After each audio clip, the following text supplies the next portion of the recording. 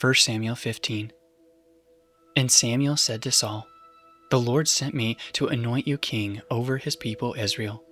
Now therefore listen to the words of the Lord.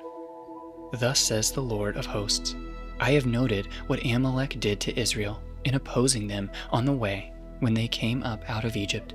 Now go and strike Amalek, and devote to destruction all that they have. Do not spare them, but kill both man and woman, child and infant, ox and sheep, camel and donkey." So Saul summoned the people and numbered them, and tell him 200,000 men on foot, and 10,000 men of Judah. And Saul came to the city of Amalek, and lay in wait in the valley. Then Saul said to the Kenites, "Go, depart, go down from among the Amalekites, lest I destroy you with them. For you showed kindness to all the people of Israel when they came up out of Egypt." So the Kenites departed from among the Amalekites. And Saul defeated the Amalekites from Havilah as far as Shur, which is east of Egypt. And he took Agag, the king of the Amalekites, alive, and devoted to destruction all the people with the edge of the sword. But Saul and the people spared Agag, and the best of the sheep and of the oxen, and of the fattened calves and the lambs, and all that was good, and would not utterly destroy them. All that was despised and worthless they devoted to destruction. The word of the Lord came to Samuel. "I regret that I have made Saul king, for he has turned back from following me, and has not performed my commandments." And Samuel was angry, and he cried to the Lord all night. And Samuel rose early to meet Saul in the morning. And it was told Samuel, Saul came to Carmel, and behold, he set up a monument for himself, and turned and passed on and went down to Gilgal. And Samuel came to Saul, and Saul said to him, "Blessed be you to the Lord. I have performed the commandment of the Lord." And Samuel said, "What then is this bleating of the sheep in my ears, and the lowing of the oxen that I hear?" Saul said, "They have brought them from the Amalekites. For the people spared the best of the sheep and of the oxen to sacrifice to the Lord your God, and the rest we have devoted to destruction." Then Samuel said to Saul, "Stop! I will tell you what the Lord said to me this night." And he said to him, "Speak."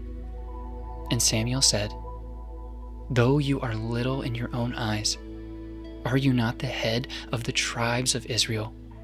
The Lord anointed you king over Israel.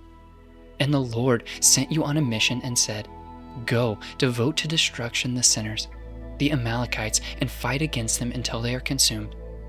Why then did you not obey the voice of the Lord? Why did you pounce on the spoils, and do what was evil in the sight of the Lord?" And Saul said to Samuel, "I have obeyed the voice of the Lord.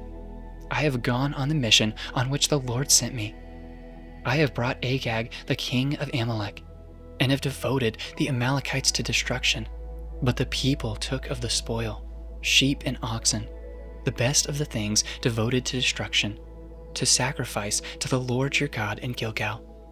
And Samuel said, "Has the Lord as great delight in burnt offerings and sacrifices as in obeying the voice of the Lord?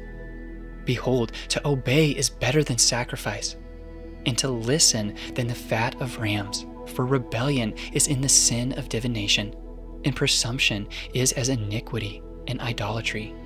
Because you have rejected the word of the Lord, he has also rejected you from being king." Saul said to Samuel, "I have sinned, for I have transgressed the commandment of the Lord and your words, because I feared the people and obeyed their voice. Now therefore, please pardon my sin, and return with me, that I may worship the Lord." And Samuel said to Saul, "I will not return with you, for you have rejected the word of the Lord, and the Lord has rejected you from being king over Israel." As Samuel turned to go away, Saul seized the skirt of his robe and tore it. And Samuel said to him, "The Lord has torn the kingdom of Israel from you this day, and has given it to a neighbor of yours, who is better than you. And also the glory of Israel will not lie or have regret, for he is not a man that he should have regret." Then he said, "I have sinned. Yet honor me now before the elders of my people and before Israel, and return with me, that I may bow before the Lord your God." So Samuel turned back after Saul, and Saul bowed before the Lord. Then Samuel said, "Bring here to me Agag the king of the Amalekites." And Agag came to him cheerfully. Agag said, "Surely the bitterness of death is past." And Samuel said, "As your sword has made women childless, so shall your mother be childless among women." And Samuel hacked Agag to pieces before the Lord in Gilgal. Then Samuel went to Ramah, and Saul went up to his house in Gibeah of Saul.